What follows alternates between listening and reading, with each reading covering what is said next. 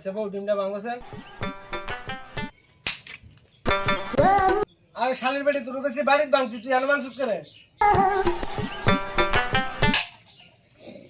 বাবার সামনে কোনো সময় ডিম ভাঙছ না ডিমটা কি দাগছ ডিমটা এমনি ভাঙতি কইছিস তোরে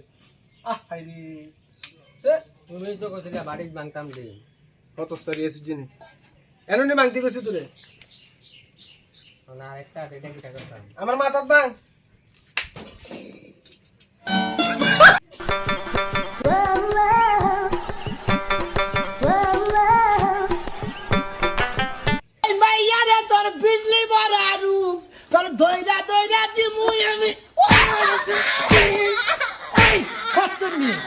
কত ঘন্টা নাচা তোর